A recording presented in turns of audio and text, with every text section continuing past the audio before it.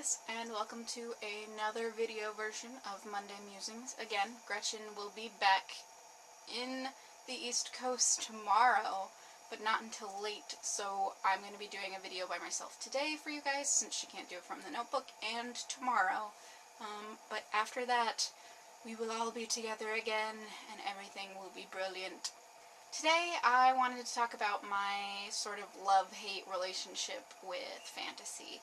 You might have noticed that recently I have been complaining about fantasy because a lot of the books we were reading for book club were fantasy-based, and a lot of the books that I picked up for myself were fantasy-based, and I kept feeling like I was reading the same story over and over again. It wasn't me reading a bunch of different stories, which is what usually I prefer to do. It's why I read from so many genres, and why I prefer novels to series, because I guess I just prefer having one story complete that's new and different and interesting, and rehashing the same tropes often bothers me.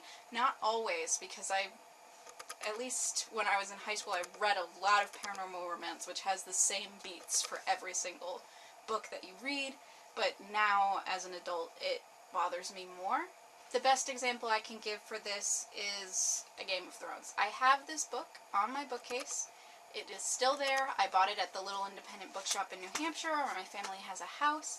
My grandparents live there a fair amount of the year, except for when my grandfather's working.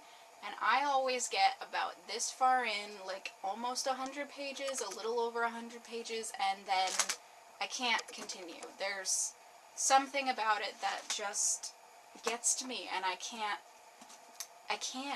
I don't know why. I know so many people love it, and I keep picking it up. I think this is the 4th or 5th time that I've picked it up where this bookmark is, and I put it down. It's been on my bookcase for months, and I might pick it up again to read it because so many people care, but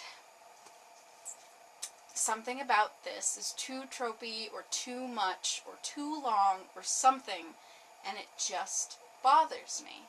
But then again, I picked up these on the recommendation of my best friend, who these are his favorite book, and Patrick Rothfuss is his favorite author, and I completely understand, because I adore the Kingkiller Chronicles. I liked the second book, The Wise Man's Fear, a little bit more than I liked The Name of the Wind, but both of these are really great and interesting stories. I was able to get through like over 1,000-page book and love it. So it isn't the length of these that bothers me, and maybe it's just the tropes. There's things in here that I really love. I love fairies. I love the story of somebody's fall instead of the fact that it's the story of his rise. And while it is the story of his rise, really what we're looking for is what caused him to crash and burn so hard, because it's a frame narrative where you get to see the end of the story at the beginning and sort of mixed, intermingled, and then he tells you the story of his life. And I cannot wait for this 3rd book. I cannot wait. But it's not the length, and it's not the tropes, because it has many of the tropes in here. So what is it about fantasy that bothers me so much? When I was in middle school, I read this one, Aragon, and Gretchen loves this book. It was one of the first books that she fell in love with, and it inspired her to write, and she tells this story a bunch. But I tried to reread it a little while ago. I got about that far through, and again, couldn't do it. Something about it as an adult, I didn't have the strength to keep reading it.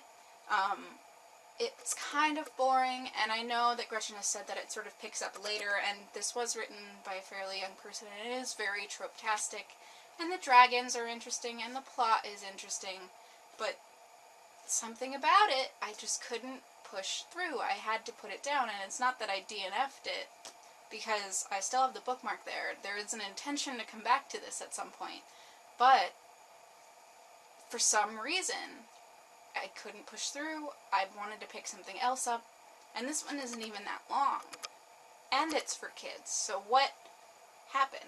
Now, I play Dungeons and Dragons. Clearly I like fantasy tropes of knights and wizards and magic and sort of medieval times. I enjoy that setting, because I was gonna say that maybe it's just that I prefer urban fantasy or fantasy set in modern times instead of fantasy set in the medieval times. But American Gods wasn't my favorite book. The thing that I found most interesting about this was sort of the side characters and not the main plot, which is fine. I finished it. Gretchen and I did a video on it.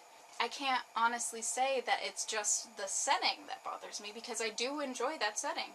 I play Dungeons & Dragons. I like things like that. It's not the setting, it's not the length. I'm able to do the length. It's not the tropes, because sometimes I like the tropes. Honestly, after all that, the only thing that I can say is that it's the plot and the writing. I haven't picked up books that have captivated me as an adult. So if you guys have any fantasy recommendations that you could push towards me and say, this is really well written, or this is a new and interesting story in the genre, I would love that. I did pick up this one last week, because look at that cover. It's such, oh my god, I love the art. It's so beautiful. And I want to get the whole trilogy in hardback because it's beautiful, but unlike with the Robert Galbraith books where I just bit the bullet and bought them all, I have this love-hate relationship with fantasy. I want to enjoy this, but I don't know if I will. So I wasn't going to spend all of the money to get all of these in hardback if I was going to not be able to make it through the first one, so I would never actually get to read the next two, even though their covers are so pretty. If you have read this, let me know how it is. I'm going to pick it up at some point because I bought it and I have it, so I need to, but I'm not sure how that's going to work out.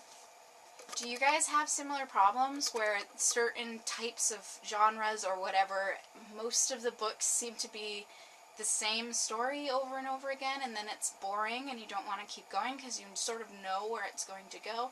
Gretchen and Taylor both love, love, love fantasy, so I'm sort of in this like weird outside world when it comes to that, which I think Gretchen can relate to because of the YA issues. But I just want to know, because I want to love it, because I know so many people love it, and I know that I have the capacity to do that. So, yeah, I have some issues. Let's talk about it down below. That's all I have for you guys today. Tomorrow, because I don't have to deal with Gretchen for the Betwixt the Books episode, I'm going to talk about horror, which is one of my favorite genres, and Gretchen has a problem with that one. Talk to you then, guys. Bye!